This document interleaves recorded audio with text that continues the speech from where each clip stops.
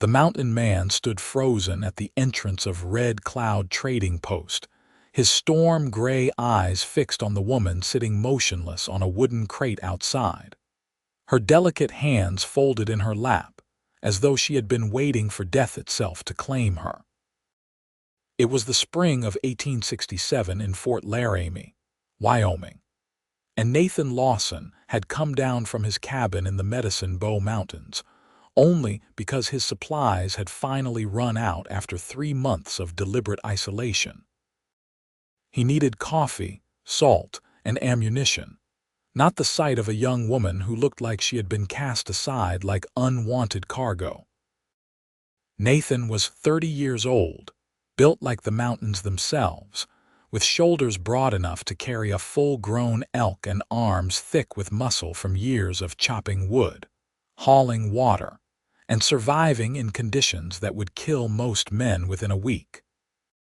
His dark brown hair hung past his shoulders, tied back with a leather cord, and his face was weathered from wind and sun but still handsome in a rugged, unpolished way. He wore buckskins that he had tanned himself, and his bearded jaw was set in a permanent expression of wariness that came from living alone for the better part of 5 years. The woman looked up as his shadow fell across her, and Nathan felt something shift in his chest at the sight of her face. She could not have been more than 22 or 23, with auburn hair that had come loose from its pins and eyes the color of honey in sunlight. Her dress was torn at the hem and covered in dust from the trail, and there was a bruise blooming purple along her cheekbone. But what struck him most was the absolute resignation in her expression, as though she had already accepted whatever fate had in store for her. "You hurt?" Nathan heard himself ask, his voice rough from disuse. She shook her head slowly. "No more than I deserve, I suppose." That answer made something hot and angry flare in Nathan's gut. Nobody deserves to be left sitting outside a trading post like forgotten freight. A bitter smile touched her lips. "My husband seemed to think otherwise. Former husband, I should say.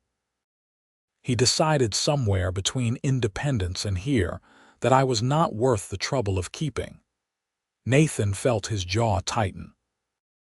He had seen plenty of cruelty in his 30 years, had witnessed things during the war that still woke him in the night. But there was something particularly vile about abandoning a woman in the wilderness. Fort Laramie was relatively civilized compared to some outposts, but it was still dangerous territory, especially for a woman alone. "How long you been sitting here?" he asked. 3 days, she said quietly. "Mr. Patterson inside was kind enough to give me water. He said someone might come along who could use help keeping house or cooking. I have been waiting. 3 days. Nathan looked at the trading post door, then back at the woman. He should walk away. He should get his supplies, return to his cabin, and forget he ever saw her. That was what he had been telling himself for the last 5 minutes, but his feet were not moving. "What is your name?" The question came out before he could stop it. "Delilah Mansfield," she said. "Though I suppose I will go back to my maiden name now. Delilah Morrison. Nathan Lawson." He shifted his weight, uncomfortable with the conversation but unable to end it. "I live up in the mountains, about 15 miles north of here." Delilah's honey-colored eyes studied him with an intensity that made him want to look away. "You came for supplies?" "Yes." "And you live alone?" "Yes." "Then you probably need someone who can cook and mend and keep things organized," Delilah said, her voice steady despite the tremor in her hands. "I am an excellent cook. I can sew, preserve food, tend a garden, and I do not complain. I would ask only for shelter and food in return for my work." Nathan stared at her. The logical part of his brain was screaming at him to refuse. He had chosen solitude deliberately, had built his life around the absence of other people. He did not want companionship. He did not want conversation.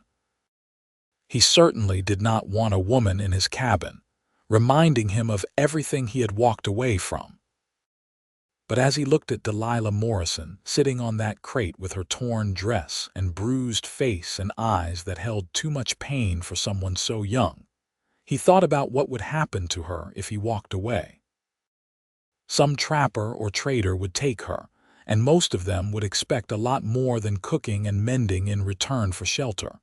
She would have no choice but to accept whatever terms were offered, and the thought made Nathan's hands curl into fists. "I do not run a charity," he said gruffly. "If you come with me, you work. I expect hot meals, clean clothes, and no nonsense." Hope flickered across Delilah's face like sunlight breaking through clouds. "You would take me with you?" "Against my better judgment," Nathan muttered. He jerked his head toward the trading post. "Come on. We need to get supplies before we head out." Delilah stood so quickly she swayed, and Nathan's hand shot out automatically to steady her. She was lighter than she should be, he realized. Too light. When was the last time she had eaten a proper meal? "Thank you," she whispered, and there were tears in her eyes. "Thank you so much." Nathan grunted and released her arm, uncomfortable with her gratitude. He was not doing this to be kind. He was doing it because the alternative was unacceptable and there was a difference. At least, that was what he told himself as he led her into the trading post. Abraham Patterson stood behind the counter, a grizzled man in his 60s with shrewd eyes that missed nothing. He looked from Nathan to Delilah and back again, and something like approval crossed his weathered face. "Lawson," Patterson said by way of greeting, "did not expect to see you down from your mountain for another month at least." "Ran out of coffee," Nathan said shortly. He began listing the supplies he needed, keeping his voice businesslike and his attention on the shelves behind Patterson rather than on the woman standing quietly beside him. Patterson gathered the items with practiced efficiency. "You taking Miss Morrison with you?" "She will be keeping house for me," Nathan said, daring the older man to make something of it. Patterson just nodded. "Good. I was worried about her. No place for a lady alone out here." He glanced at Delilah. "You will be safe with Lawson. He is as trustworthy as they come, even if he is mean as a wounded bear most of the time." "I am standing right here," Nathan said. "I know." Patterson grinned, showing gaps where teeth used to be. "Let me get some things together for Miss Morrison. She will need warmer clothes up in those mountains and some other supplies." While Patterson disappeared into the back room, Nathan stood awkwardly beside Delilah, acutely aware of her presence. She smelled like dust and sweat and something floral underneath, maybe lavender. It had been 5 years since he had stood this close to a woman, and he was suddenly very conscious of how rough he must seem to her, how uncivilized. "I will work hard," Delilah said quietly. "I promise you will not regret this." Nathan did not answer because he was fairly certain he already regretted it. But when Patterson returned with a bundle of practical clothes, some basic toiletries, and a warm coat, Nathan paid for all of it without complaint. He also added extra flour, sugar, and dried beans to his order, mentally calculating how much more food he would need to keep 2 people fed instead of 1. The cost was considerable, but Nathan had money saved from his trapping. He lived simply and had few expenses beyond basic supplies. He paid Patterson in coins and helped carry everything out to where his horse and pack mule were tied. Delilah looked at the big bay gelding with something like trepidation. "I have not ridden much," she admitted. "You will ride with me," Nathan said. "The trail up to my place is too rough for someone who is not used to mountain riding."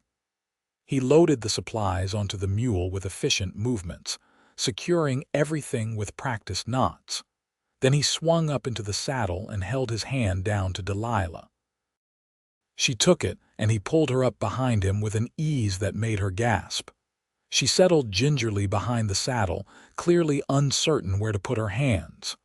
"Hold on to me," Nathan said gruffly, "and hold tight. I am not stopping if you fall off." Small hands gripped his waist, tentative at first, then firmer as he nudged the horse into motion. Nathan tried not to think about the warm weight of her pressed against his back, or the way her breath tickled the back of his neck. He focused instead on the trail ahead, on getting home before dark, on anything except the fact that his carefully constructed solitude was now shattered beyond repair. They rode in silence for the first hour, following the main trail north, before branching off onto a narrower path that climbed steadily into the mountains. The land here was wild and beautiful, with tall pines and granite outcroppings and meadows full of wildflowers just beginning to bloom. Nathan knew every rock and tree, every stream and ridge. This was his territory, the place where he had rebuilt himself after the war had torn everything else away. "It is beautiful," Delilah said softly, the first words she had spoken since they left Fort Laramie. "It is hard country," Nathan replied. "Beautiful but hard. Winter up here can kill you if you are not prepared." "I am not afraid of hard work or difficult conditions," Delilah said, and there was steel beneath the softness of her voice. "I grew up on a farm in Ohio.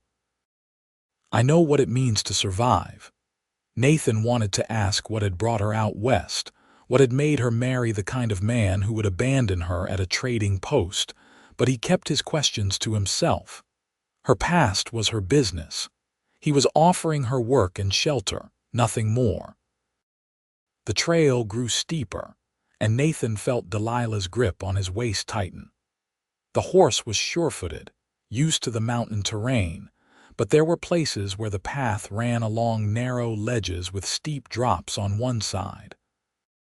Nathan heard Delilah's sharp intake of breath at one particularly harrowing section, but she did not cry out or ask him to stop. "Almost there," he said, though they still had another hour of riding ahead of them. "I am fine," Delilah said, but her voice was tight. As they climbed higher, the air grew cooler and thinner. Nathan's cabin was situated at the edge of a high meadow, backed against a cliff face that provided protection from the worst of the winter winds. He had built it himself over the course of 2 summers, cutting and hauling every log, chinking every gap, and fitting the windows he had carried up from Fort Laramie piece by piece. When it finally came into view, Nathan felt the usual sense of satisfaction he always experienced at seeing his home. It was small but solid, with a stone chimney and a wide porch that looked out over the meadow. There was a lean-to stable for his horse and mule, a smokehouse, and a root cellar dug into the hillside. Everything a man needed to live independently from the rest of the world. Delilah was silent as they approached, and Nathan wondered what she was thinking. Did she find it primitive? Disappointing? Was she already regretting her decision to come with him? He dismounted and helped her down, noticing the way she winced as her feet touched the ground. She must be sore from the long ride, but again, she did not complain. She just stood looking at the cabin with an unreadable expression. "It is not much," Nathan said, defensive despite himself. "But it is warm and dry, and the roof does not leak." "It is wonderful," Delilah said, and she sounded like she meant it. "You built this yourself?" "Yes." "Then you should be very proud." She turned to look at the meadow, at the mountains rising in the distance, at the sky that seemed impossibly wide and blue. "I have never seen anything like this." Nathan began unloading the supplies, uncomfortable with the appreciation in her voice. "Come on, I will show you inside, and then we need to get things put away before dark." The cabin's interior was simple but well made. There was one main room with a stone fireplace, a table and chairs Nathan had built himself, some shelves, and a rocking chair near the fire. A ladder led up to a small loft where he slept, and there was a separate room off the main area that he used for storage. Everything was neat and organized, though unmistakably the home of a man who lived alone. Delilah looked around slowly, taking it all in. Where would you like me to sleep? Nathan had been trying not to think about that particular problem. I will set up a bed in the storage room for you. It will be private and there is a window, so you will have light. I do not want to displace you from your space. You are not, Nathan said shortly. I do not use that room except to store furs and tools. It will take me a couple of days to clear it out properly, but you can sleep there tonight if you do not mind the crowding. I do not mind at all. Delilah set down the bundle of clothes Patterson had given her. What would you like me to do first? Nathan looked at her, at the exhaustion evident in her face despite her straight posture, at the way she was clearly holding herself together through sheer force of will. First, you eat something. Then you can help me put these supplies away. After that, you rest. I should cook dinner for you. I've been cooking my own dinners for 5 years, Nathan said. I can manage one more night. You look like you are about to fall over. For a moment he thought she would argue, but then her shoulders sagged slightly. I am tired, she admitted. I have not slept properly since, she stopped, pressing her lips together. Since your husband left you, Nathan finished bluntly. You can say it. I know what happened. Former husband, Delilah corrected softly. And yes. Nathan moved to the fireplace and began building up the fire. He had left it banked when he departed for Fort Laramie, and it only took a few minutes to get it blazing again. Then he pulled out some of his remaining supplies, dried venison, hardtack, and a jar of wild honey he had collected the previous fall. It is not fancy, he said, setting the food on the table, but it will fill your stomach. Delilah sat down and ate with careful, deliberate movements, as though she was afraid the food might be taken away if she showed too much enthusiasm. Nathan watched her from the corner of his eye while he began putting supplies away in their designated places. She was too thin, he confirmed, and there was a haunted quality to her that spoke of more than just recent abandonment. When she finished eating, Delilah stood and began helping him organize the supplies without being asked. She worked quietly and efficiently, figuring out his system quickly and following it without needing instruction. Nathan found himself appreciating her competence, the way she did not chatter or ask unnecessary questions. By the time they finished, the sun was setting, painting the sky in shades of orange and pink visible through the cabin windows. Nathan lit a couple of oil lamps and showed Delilah to the storage room. He had moved enough furs and tools to make space for a bedroll and blankets, and he had placed a small table beside it for the lamp. It is not much, he said, echoing his earlier words about the cabin. It is more than I had 3 days ago, Delilah said quietly. Mr. Lawson, I want you to know how grateful I am. You did not have to help me, but you did, and I will spend every day proving that your kindness was not misplaced. Nathan shifted uncomfortably. It was not kindness.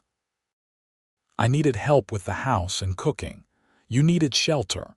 It is a fair trade. Delilah looked at him with those honey-colored eyes, and he had the unsettling feeling that she could see right through his gruff words to whatever truth lay beneath. But all she said was, "Good night, Mr. Lawson." "Nathan," he said, "if you are going to be living here, you might as well call me Nathan." "Good night, Nathan." She smiled, just a small curve of her lips, but it transformed her face, making her look younger and softer. "And you may call me Delilah or Lila if you prefer." "My mother always called me Lila." Nathan nodded and retreated to the main room, closing the door to give her privacy. He banked the fire, checked that everything was secure, and then climbed up to his loft. He lay on his bed, staring at the rough wood of the ceiling, and wondered what in God's name he had done. He had spent 5 years building a life based on solitude, on not needing or wanting anyone else. He had left behind everything that connected him to other people. His family, his friends, the woman he had planned to marry before the war changed everything. He had chosen these mountains specifically because they were remote and unforgiving, because they demanded all his attention and left no room for memories or regrets. And now, there was a woman sleeping in his storage room, a woman with sad eyes and a grateful smile and nowhere else to go. A woman who would be sleeping just below his loft every night, cooking his meals, mending his clothes, and disrupting every carefully maintained routine he had established. Nathan rolled over and tried to sleep, but it was a long time before he managed it. He woke at dawn, as he always did, and lay still for a moment, listening. There were sounds coming from below, quiet but distinct. The scrape of the fire poker, the soft thud of a log being added to the flames, the creak of the table being moved. Delilah was already awake and working. Nathan climbed down from the loft and found her kneeling in front of the fireplace, coaxing the banked coals back to life. She had changed into one of the practical dresses Patterson had provided, a simple brown calico that fit her reasonably well. Her hair was braided and pinned up, and she looked more rested than she had the night before, though the bruise on her cheek was darker now, a vivid purple against her pale skin. "You did not have to get up this early," Nathan said. Delilah glanced over her shoulder at him. "I am used to rising at dawn, old habits from the farm." Nathan moved to pull on his boots. "I need to tend to the animals and check my traps. I will be back in a couple of hours." "I will have breakfast ready when you return," Delilah said. "What would you like?" "Whatever you can make from what is here," Nathan said. He was not used to being asked about his preferences. He just ate what was available and did not think much about it. He left her working in the kitchen and went out into the cool morning air. The meadow was still in shadow, but the peaks above were touched with gold from the rising sun. Nathan breathed deeply, letting the familiar routine settle his mind. He fed and watered the horse and mule, checked the smokehouse, and then headed into the woods to run his trap line. He had a dozen traps set in a wide circuit around his cabin, placed in locations he had scouted carefully over the years. This morning, he found 2 rabbits and a beaver, which he dispatched quickly and efficiently before resetting the traps. Good catches, especially the beaver. The pelt would fetch a decent price when he next went to Fort Laramie, and the meat would supplement their food stores. When he returned to the cabin 2 hours later, the smell of cooking food hit him as soon as he opened the door. Delilah had managed to create something that actually looked and smelled appetizing from his basic supplies.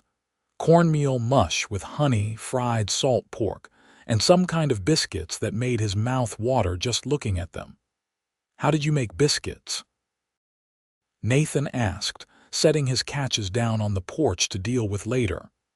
"You had flour, lard, and baking powder," Delilah said, setting a plate in front of him. "That is all you need for basic biscuits. I would have added buttermilk if you had any, but these will do." Nathan sat down and took a bite. The biscuit was light and flaky and better than anything he had eaten in years. He tried not to show how much he appreciated it, but he must have made some sound because Delilah smiled that small, transforming smile again. "I am glad you like them," she said.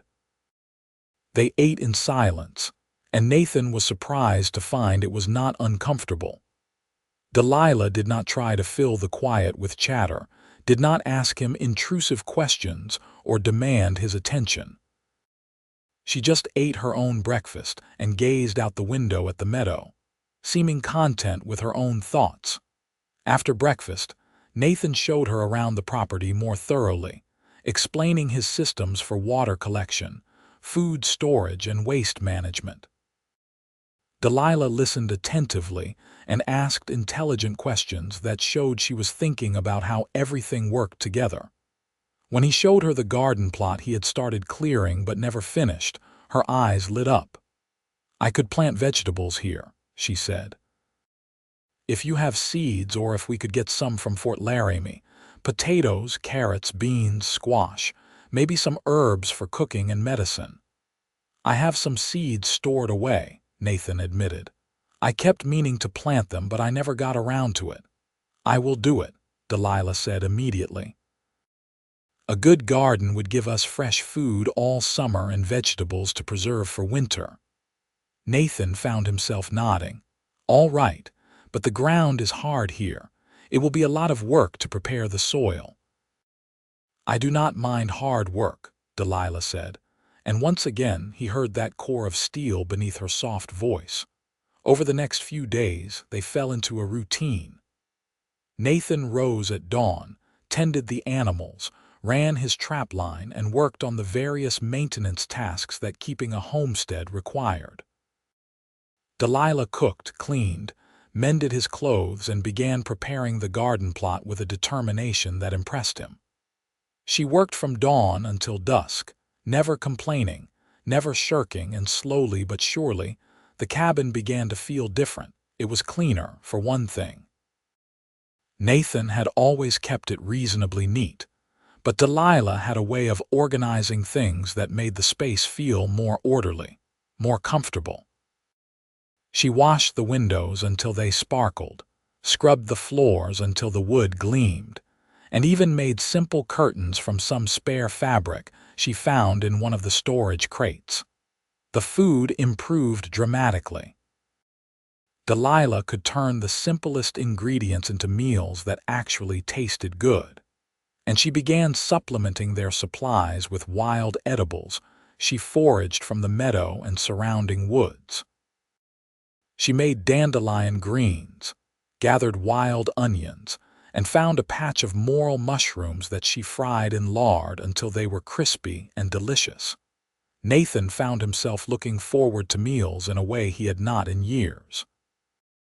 More than that, he found himself looking forward to the quiet evenings when the work was done, and they sat together in the cabin, Delilah mending clothes or working on some project while he cleaned his weapons or repaired his tools. She had a peaceful presence that he had not expected, a way of being quiet without being withdrawn. Sometimes she hummed while she worked, soft melodies that Nathan did not recognize but found soothing. Sometimes she would tell him small things about her day. The birds she had seen in the meadow, the wildflowers that were starting to bloom, the progress she was making on the garden. She never asked him to reciprocate, never pushed him to talk about himself, and he appreciated that more than he could say. But he was also aware of her in ways that made him uncomfortable. He noticed how the lamplight caught the red in her hair, how her hands moved with grace and precision when she worked, how her laugh sounded when something genuinely amused her. He noticed that the bruise on her cheek was fading and that she was gaining weight, filling out the hollow places that spoke of deprivation. He noticed all of this and told himself it did not matter, that she was just an employee, nothing more. 2 weeks after bringing Delilah to the cabin, Nathan was working on reinforcing the corral fence when she came out to tell him lunch was ready. She had been washing clothes in the creek that ran along the edge of the meadow, and her sleeves were rolled up to her elbows, exposing slender forearms still pink from the cold water. "You work too hard," Nathan said before he could stop himself. Delilah looked surprised. "No harder than you do." "I am used to it. You are still recovering from," he stopped, not sure how to finish that sentence. "From being abandoned," Delilah finished quietly. "You can say it, Nathan. It is what happened." Nathan set down his hammer. "What kind of man does that to his wife?" Delilah was quiet for a long moment, and when she spoke, her voice was measured as though she had thought about this question many times. "The kind of man who marries a woman for her family's money and then discovers she has none. My father promised Gerald a substantial dowry. What Gerald did not know was that my father had nothing left to give. He had lost everything in a series of bad investments, and he married me off to Gerald before the truth could come out. Nathan felt anger rising in his chest again, hot and fierce. Your father sold you under false pretenses. Yes, Delilah said simply. And when Gerald discovered the truth somewhere along the trail west, he decided I was not worth keeping. He told me I had deceived him, that I was worthless, and that he was done with me. Then he left me at the trading post with nothing but the clothes on my back and rode away. That bastard, Nathan said through clenched teeth. Delilah shook her head. I am almost grateful to him in a strange way. If he had kept me, my life would have been miserable. Gerald was not a kind man even when he thought I was worth something. At least this way, I have a chance to build something different. Is that what you are doing here? Nathan asked. Building something different, I hope so, Delilah said, meeting his eyes. You have given me an opportunity, Nathan. A place to be safe, work that matters, and a chance to prove my worth is not tied to a dowry or a marriage contract. That means more to me than you know. Nathan looked at her, at the strength in her expression, despite everything she had been through, and he felt something shift in his chest again. The same thing he had felt when he first saw her sitting outside the trading post. It was dangerous, that feeling. It was the beginning of something he had sworn he would never let himself feel again. Lunch is getting cold, he said roughly, turning back to the fence. Nathan, Delilah said softly. When he looked at her again, she smiled. Thank you for everything. He nodded, not trusting himself to speak, and watched her walk back to the cabin with that graceful, efficient stride. Then he picked up his hammer and drove nails into wood with more force than necessary, trying to drive away thoughts he had no business thinking. But as spring turned toward summer and the days grew longer and warmer, those thoughts became harder to ignore. Delilah's garden began to flourish, neat rows of green pushing up through the dark soil. The cabin was transformed from a functional bachelor's dwelling into a real home, warm and welcoming in ways that had nothing to do with the fire in the hearth. And Delilah herself became more confident, more settled, as though she was finally allowing herself to believe this arrangement might last. Nathan found excuses to be near her, to help with tasks she could have managed on her own, to linger over meals and evening conversations. He noticed everything about her now. The way she tilted her head when she was thinking, the small freckles across her nose that darkened as she spent more time in the sun, the way her eyes crinkled at the corners when she laughed. One evening in early June, they were sitting on the porch watching the sun set over the mountains. Delilah had made wild strawberry preserves that afternoon, and the sweet smell still lingered in the air. She was quiet, more so than usual, and Nathan could tell something was on her mind. "What are you thinking about?" he asked, surprising himself with the question. Delilah glanced at him, then looked back at the sunset. "I was thinking about how strange it is that the worst thing that ever happened to me led to the best thing. If Gerald had not abandoned me, I would never have come here. I would never have seen this." She gestured at the mountains, the meadow, the sky painted in shades of gold and crimson. "I would never have met you." Nathan's heart was beating too fast. "Is that a good thing, meeting me?" "Yes," Delilah said without hesitation. "You are a good man, Nathan Lawson, better than you give yourself credit for." "You do not know me," Nathan said roughly. "You do not know the things I have done." "Then tell me," Delilah said, turning to face him fully. "Tell me why you live up here alone. Tell me what you are running from." Nathan stood abruptly, unable to bear the intensity of her gaze. "You should go inside. It is getting cold." "Nathan." "Good night, Delilah."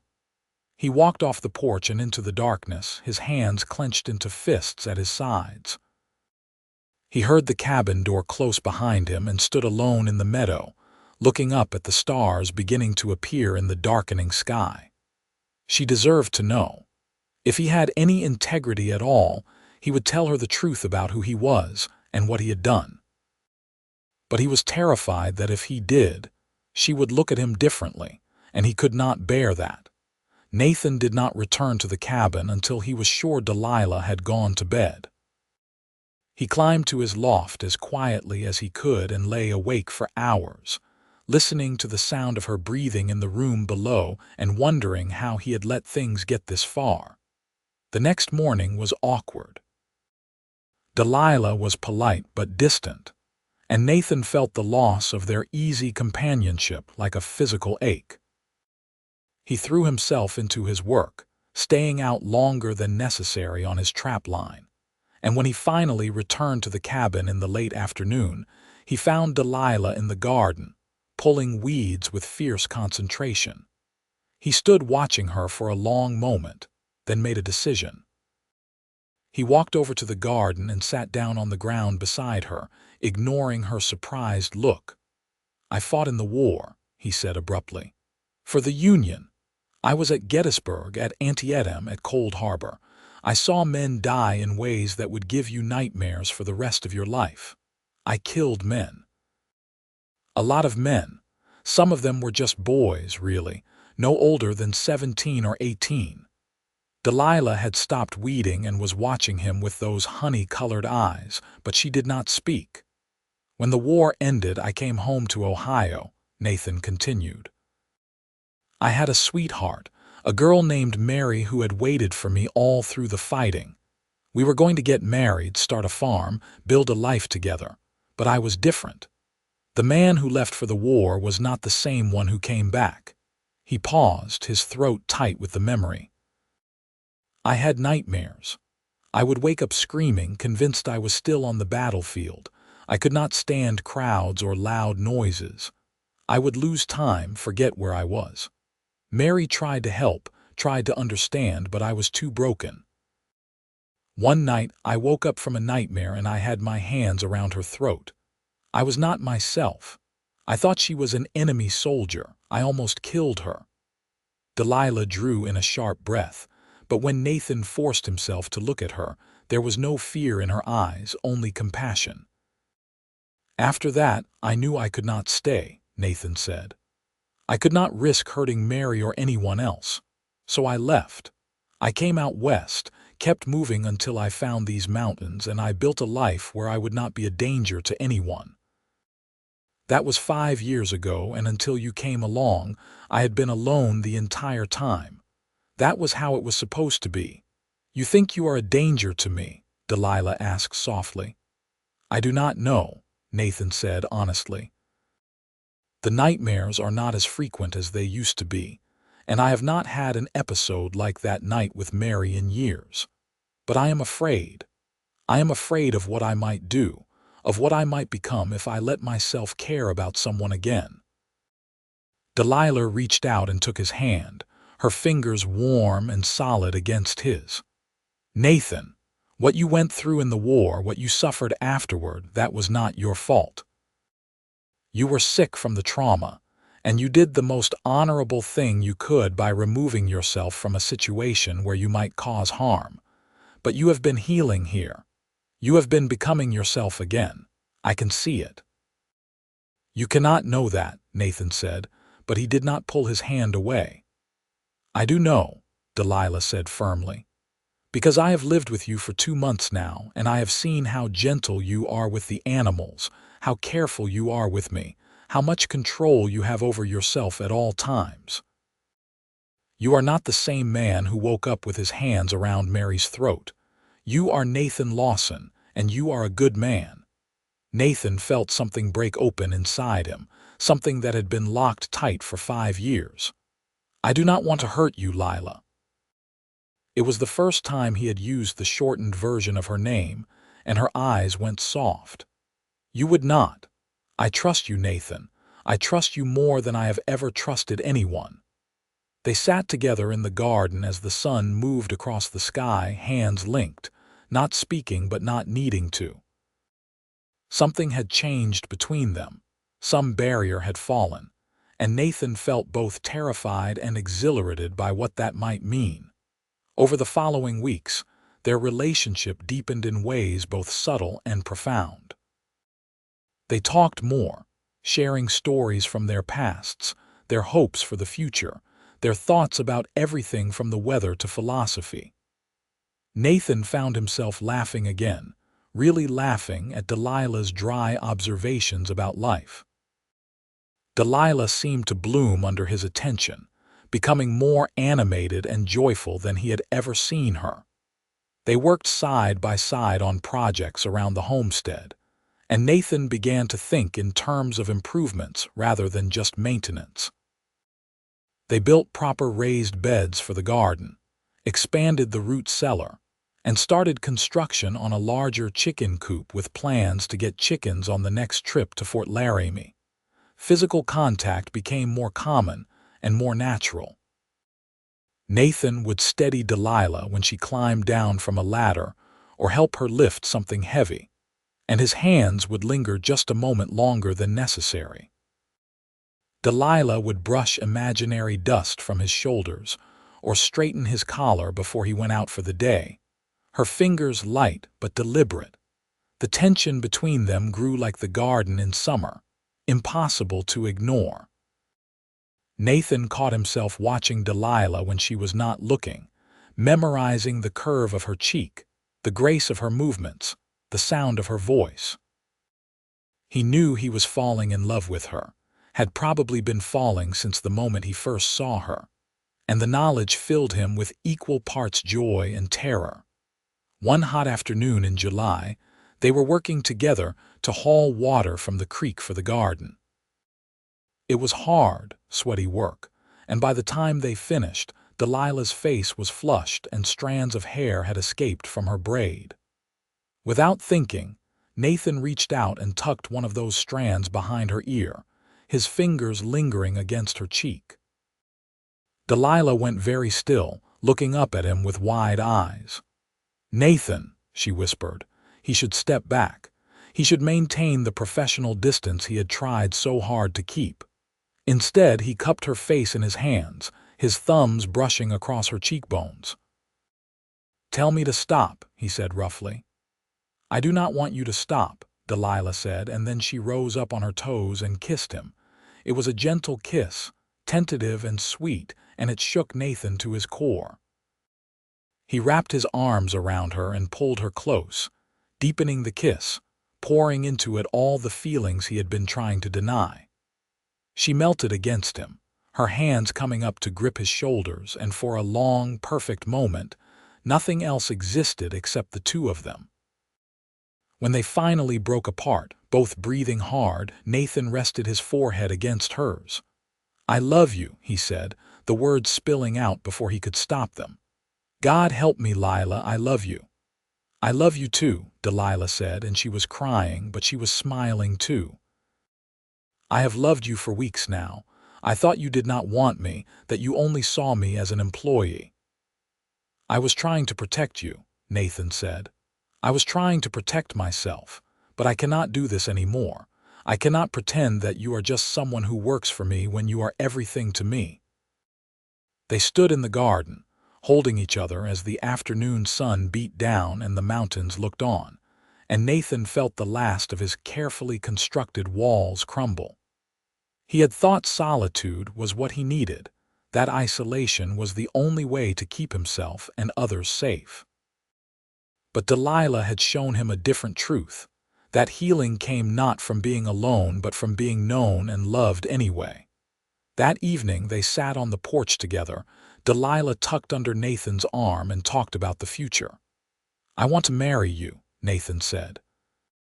"Properly, with a preacher and everything. I want you to be my wife, not just someone who lives in my house." "I want that too," Delilah said. "But we should wait a little while. I need to be legally divorced from Gerald first. I do not know how long that will take or what I need to do." "We will figure it out," Nathan promised. "On the next trip to Fort Laramie, we will talk to Patterson. He knows people, knows how things work out here. We will get you divorced, and then we will get married." "What if Gerald contests it?" Delilah asked quietly. "What if he decides he wants me back, Nathan's arms tightened around her. "Then he will have to go through me, and I promise you, Lila, that is not a fight he would win." Delilah tilted her head back to look at him. "You would fight for me." "I would do anything for you," Nathan said simply. "You are mine now, and I take care of what is mine." She smiled and kissed him again, and Nathan thought that maybe, just maybe, he had finally found what he had been looking for all along. They made the trip to Fort Laramie in mid-August, riding down together on Nathan's horse with Delilah secure in his arms. Patterson was delighted to see them together, his weathered face splitting into a wide grin when Nathan announced their intention to marry. "About time," the old trader said. "I could tell you two were meant for each other the minute Lawson walked out of here with you back in April." Patterson directed them to a lawyer in town who specialized in Western legal matters.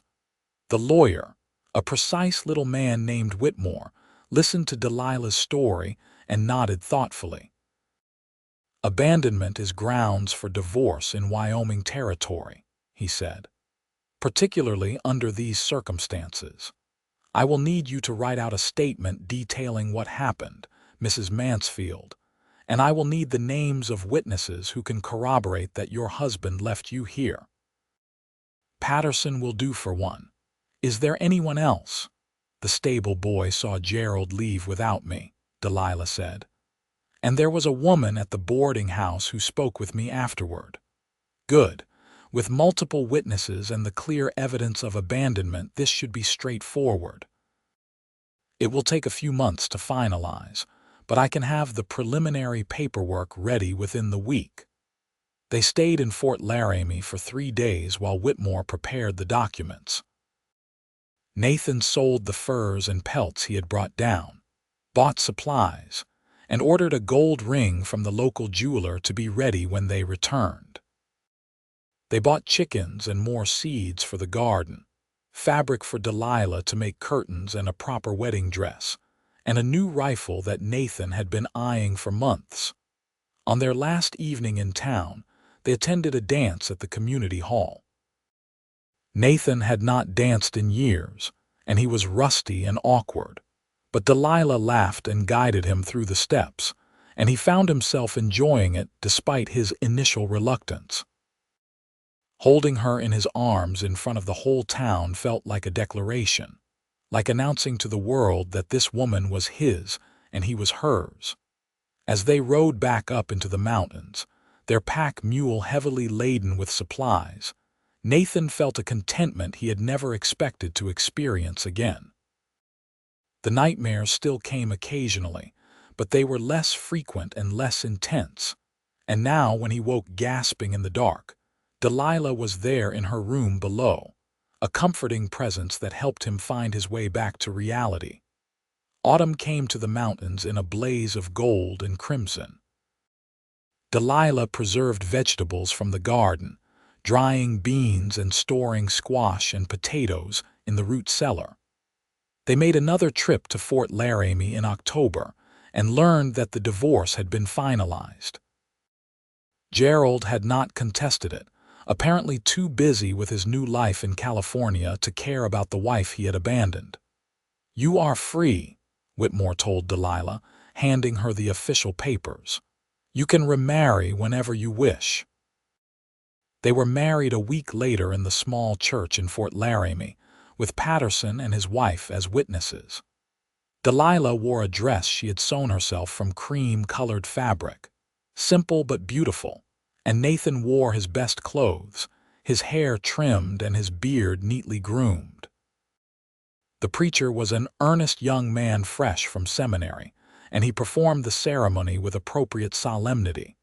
When Nathan slipped the gold ring onto Delilah's finger and she placed a matching band on his, he felt something settle deep in his soul. She was his wife. He was her husband. They belonged to each other, and nothing would ever change that. They spent their wedding night at the boarding house in Fort Laramie, and Nathan was gentle and careful with Delilah, wanting to erase any bad memories she might have from her first marriage. She came to him with trust and love, and the joining of their bodies felt like a completion, like two halves becoming whole. Afterward, as they lay tangled together in the narrow bed, Delilah traced the scars on Nathan's chest, marks from the war that he usually kept hidden. "You are beautiful," she said softly. Nathan huffed a laugh. "No one has ever called me beautiful before." "Then they were not looking properly," Delilah said. She kissed each scar, her lips warm against his skin. "You are beautiful to me, strong and brave and good. You are everything I never knew I needed." "I never thought I would have this," Nathan admitted. "After the war, after Mary, I thought I was too broken for love. But you put me back together, Lila. You made me whole again." "We put each other back together," Delilah said. "I was broken too, remember? Abandoned and worthless, or so I thought. But you showed me I had value. You gave me a home and a purpose and love. We healed each other." Nathan pulled her closer, pressing a kiss to her forehead. "I am going to spend the rest of my life making you happy." "You already do," Delilah said. And then she kissed him again, and they stopped talking for a long while. They returned to the cabin as husband and wife, and winter settled over the mountains like a familiar blanket. Nathan had been through 4 winters in his cabin, but this one was different. This one, he was not alone. He and Delilah weathered the storms together, keeping each other warm, telling stories by the fire, making love in the loft while snow piled high against the walls. Delilah proved to be as capable in winter as she was in summer, managing their food stores with precision, making the most of every resource. She sewed warm clothes, knitted mittens and scarves, and made candles from the tallow Nathan had saved. She kept the cabin cheerful even when the wind howled, and the temperature dropped so low that water froze in its bucket overnight. In February, Delilah told Nathan she was pregnant. They were sitting by the fire after dinner, and she took his hand and placed it on her stomach, still flat but soon to swell with new life. "We are going to have a baby," she said, her eyes shining. Nathan felt his throat close with emotion. A baby. A child. He was going to be a father. The thought terrified and thrilled him in equal measure. "Are you happy about this?" he asked. "So happy," Delilah said. "Are you?" "Yes," Nathan said, his voice rough. "Scared but happy. I do not know how to be a father, Lila." "You will learn," Delilah said confidently. "You are good and kind and patient. You will be a wonderful father." Nathan pulled her into his arms and held her close, thinking about the future. A child running through the meadow, playing in the garden, learning to ride and hunt and survive in the mountains. A child who would grow up knowing safety and love, who would never have to experience the horrors Nathan had seen. As spring returned to the mountains and Delilah's pregnancy progressed, Nathan threw himself into preparing for the baby. He built a cradle from smooth pine, sanding it until it was soft as silk. He expanded the cabin, adding a second room that would serve as a nursery. He hunted more aggressively, building up their meat stores, and made extra trips to Fort Laramie for supplies. Patterson and his wife, Martha, were delighted by the news and gave them a pile of baby clothes and blankets their own grandchildren had outgrown. Martha took Delilah aside and gave her advice about childbirth and infant care, practical information that eased some of Delilah's anxiety about giving birth so far from civilization. "You will be fine," Martha assured her. "Women have been having babies in remote places since the beginning of time. And you have Nathan. That man would move mountains for you." In early September, as the aspens began to turn gold, Delilah went into labor. Nathan had been preparing for this moment for months, but when it actually happened, he felt panic rise in his throat. What if something went wrong? What if he could not help her? What if he lost her? But Delilah was calm, guiding him through what needed to be done, trusting him to help her even as pain racked her body. Nathan boiled water, brought clean cloths, and stayed by her side, holding her hand and murmuring encouragement. The labor lasted through the night and into the next morning. Just when Nathan thought he could not bear to see Delilah suffer any longer, she gave one final push and their baby entered the world, tiny and red and squalling with indignation. "A boy," Nathan said, his voice breaking as he held his son for the first time. "Lila, we have a son."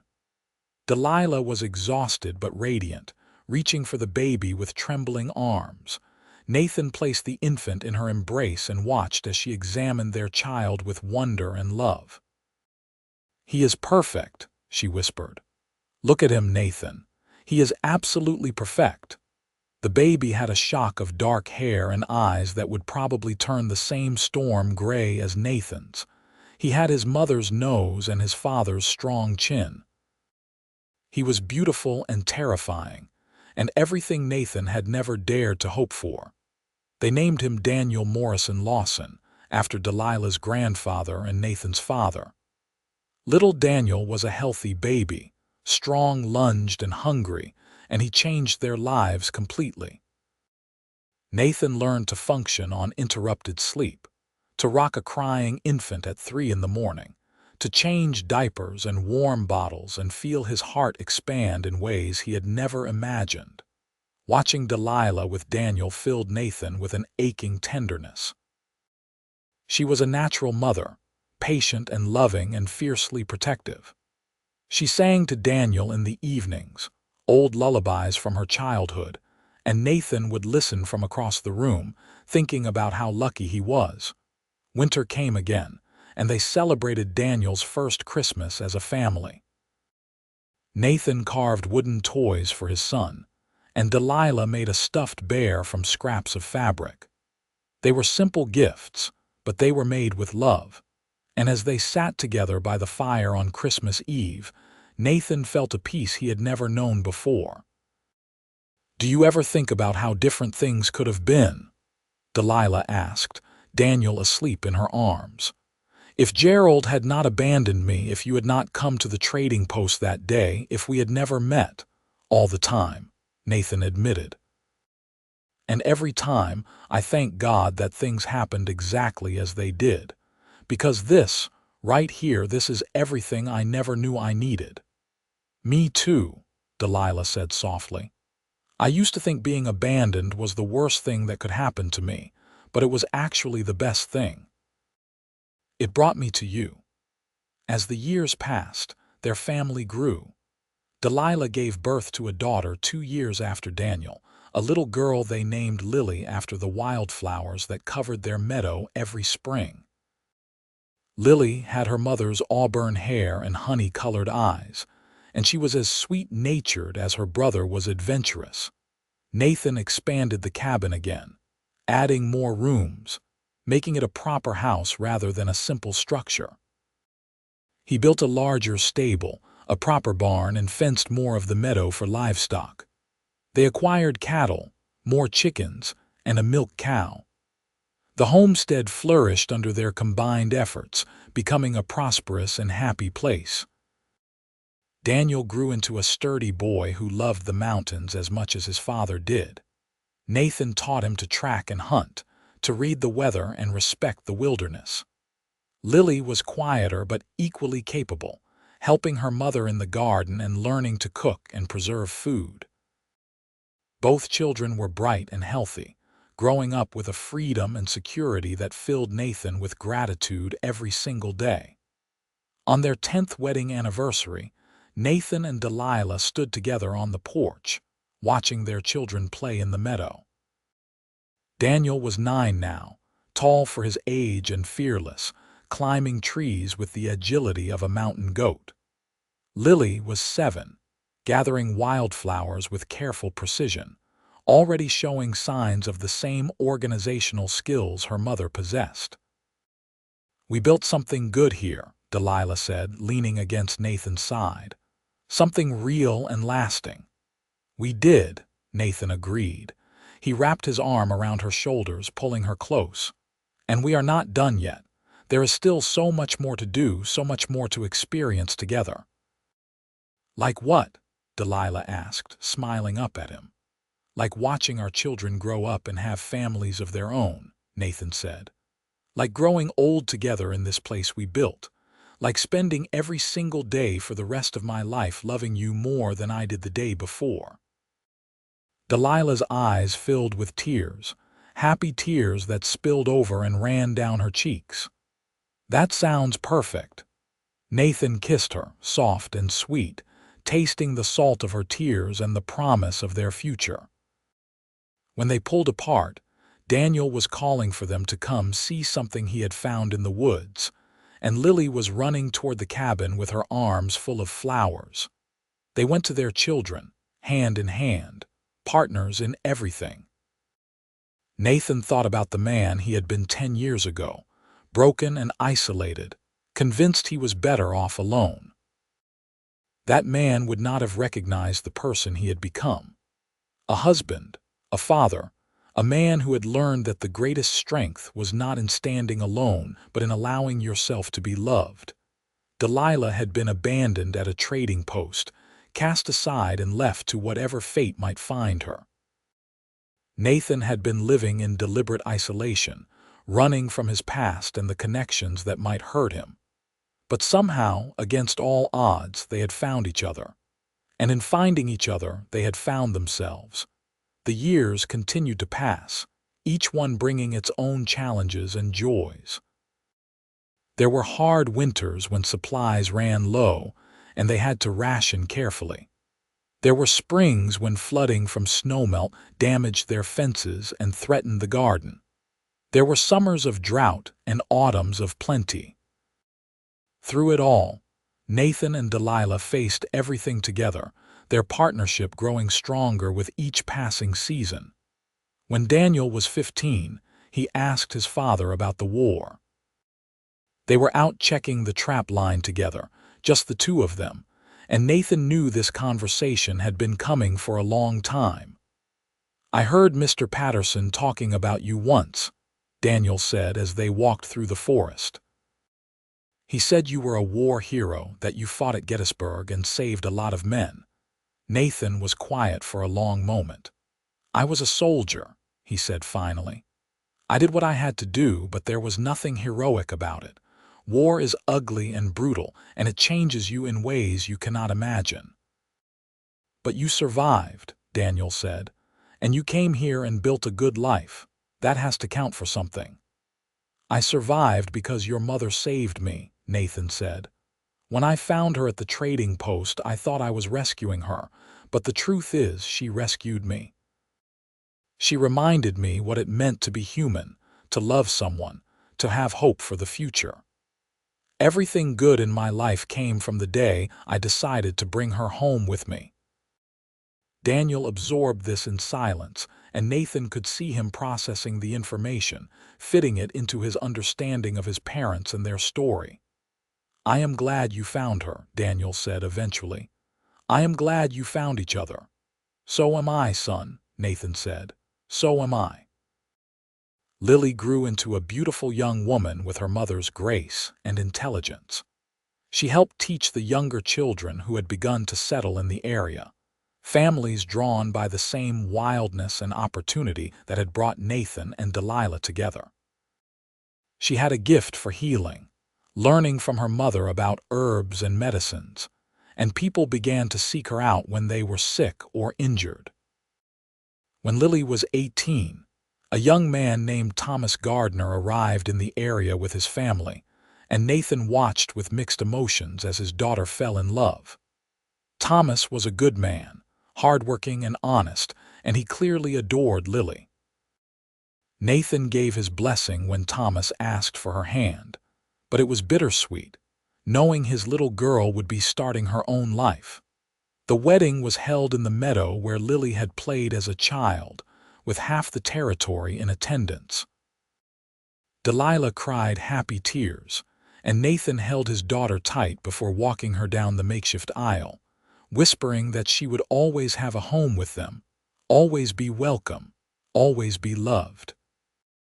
Daniel met a girl named Rebecca Carter when he was 20, a fiery redhead who could ride as well as any man and was not afraid of hard work.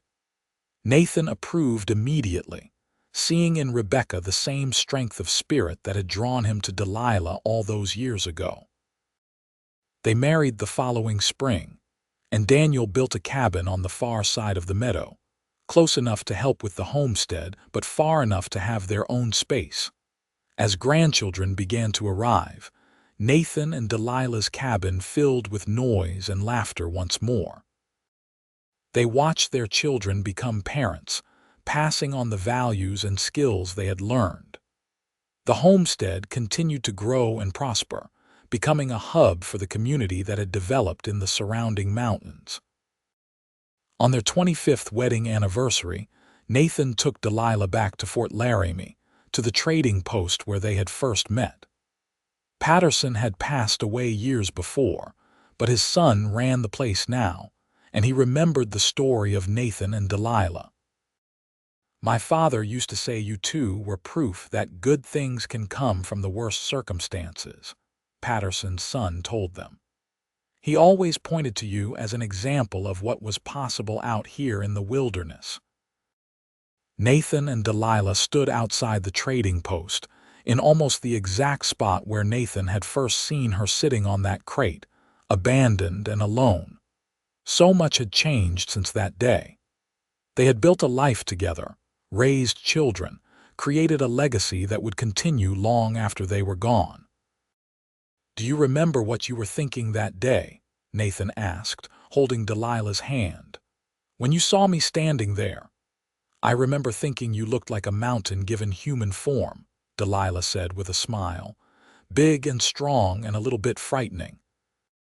But then you spoke to me, and I heard the kindness in your voice, and I thought maybe, just maybe, I might survive after all." "I remember thinking I should walk away," Nathan admitted. "That getting involved with you would only complicate my life and disrupt the peace I had built." "I had no idea that complication and disruption were exactly what I needed." They returned to their home in the mountains, to the cabin that had grown into a house, to the land they had tamed and cultivated, to the family they had created. Their children and grandchildren gathered for a celebration, and as Nathan looked around at the faces of the people he loved, he felt overwhelmed with gratitude. That evening, after everyone had gone to their own homes and the house was quiet again, Nathan and Delilah sat together on the porch, just as they had done countless times over the years. The mountains stood eternal against the darkening sky, and the meadow was filled with the sounds of evening, crickets chirping, an owl hooting in the distance, the wind whispering through the pines. 25 years, Delilah said softly. "It feels like a lifetime and like yesterday all at once." "It has been the best 25 years of my life," Nathan said. He turned to look at her, seeing the lines that time had etched around her eyes and mouth, the silver threading through her auburn hair, the changes that came with age. But when he looked at her, he still saw the young woman he had brought home all those years ago, still felt the same love that had bloomed in his chest that first spring. "Mine too," Delilah said. She reached up and touched his face, her fingers tracing the scars he had earned in war and in life. "You know what I think about sometimes. I think about all the choices that had to happen exactly right for us to find each other.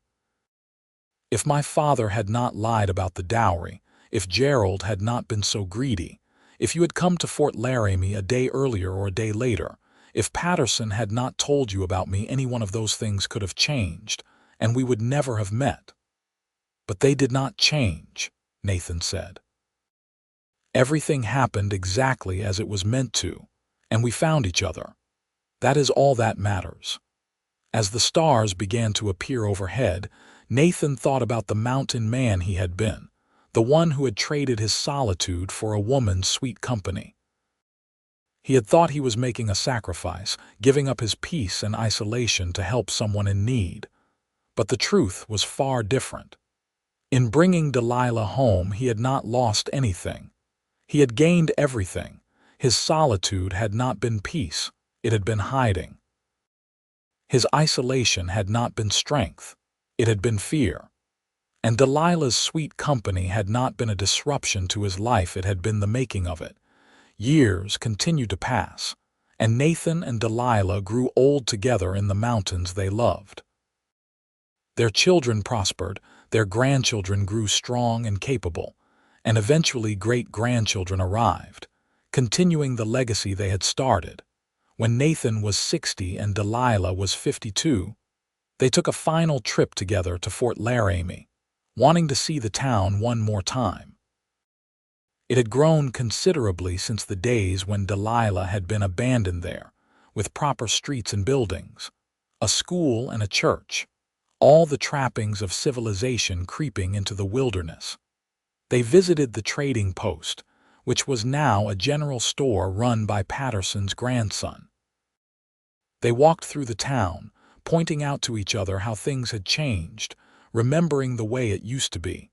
And they stood together in the spot where Nathan had first seen Delilah, where their story had begun. "I would do it all again," Delilah said, her hand secure in Nathan's. "Every hardship, every difficulty, every moment of pain or fear, I would do it all again because it led me to you. And I would make the same choice every single time," Nathan said. "The choice to help you, to bring you home, to love you, that was the best decision I ever made." They returned to their mountain home, to the place they had built together, and they lived out their days surrounded by the people they loved and the land they had tamed. Nathan's nightmares had long since faded, replaced by dreams of the life he had lived, the family he had raised, the love he had found. When Nathan finally passed away at the age of 73, it was peacefully in his sleep, with Delilah beside him as she had been for 43 years. He went into the next life with no regrets, no lingering pain, only gratitude for the years he had been given and the woman who had shared them with him. Delilah lived for 5 more years after Nathan's death, and though she mourned him deeply, she was not alone. Her children and grandchildren surrounded her with love, and she spent her remaining time passing on stories of their lives together, making sure the legacy of Nathan and Delilah Lawson would be remembered. When she died at the age of 70, surrounded by family in the cabin she and Nathan had built, her last words were about the man she had loved. "Tell him I am coming home," she whispered. "Tell him to wait for me." They buried her beside Nathan in the meadow they had both loved, under the wide Wyoming sky, with the mountains standing eternal watch over their resting place. Their children and grandchildren and great-grandchildren gathered to celebrate their lives, to remember the love story that had started with abandonment and solitude, and had blossomed into something beautiful and enduring.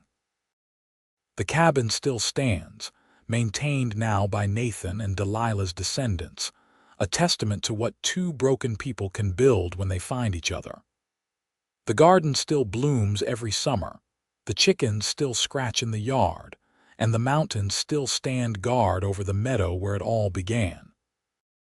And if you listen carefully on quiet evenings, some say you can still hear the echo of their voices on the wind.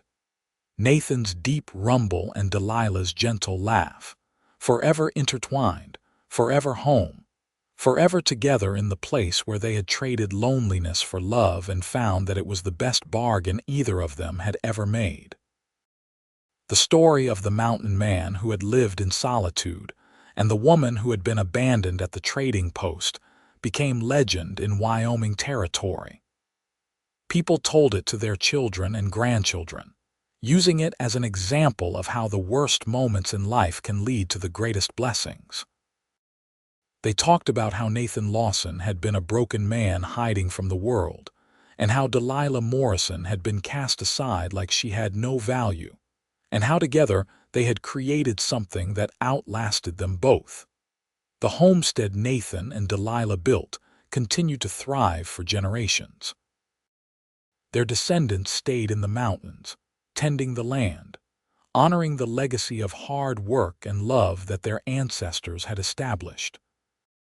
The Medicine Bow Mountains held the story of Nathan and Delilah in their granite peaks and whispering pines, a reminder that sometimes the most beautiful things grow from the most unlikely beginnings. And so the story ends not with sadness, but with celebration, a celebration of two lives lived fully and honestly, of a love that conquered fear and pain, of a family built on the foundation of trust and commitment. Nathan Lawson and Delilah Morrison found each other when both were lost, and together they found their way home.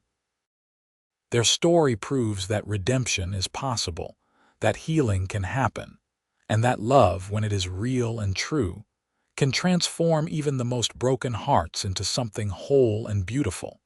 In the end, Nathan had not traded his solitude for Delilah's sweet company. He had exchanged a half-life of isolation for a full life of love, and it was the best exchange he ever made. And Delilah, who had been abandoned and told she was worthless, had discovered her true value in the eyes of a man who cherished her above all else. Together, they had written a love story for the ages, one that would be told and retold as long as the mountains stood and the wind blew through the Wyoming wilderness.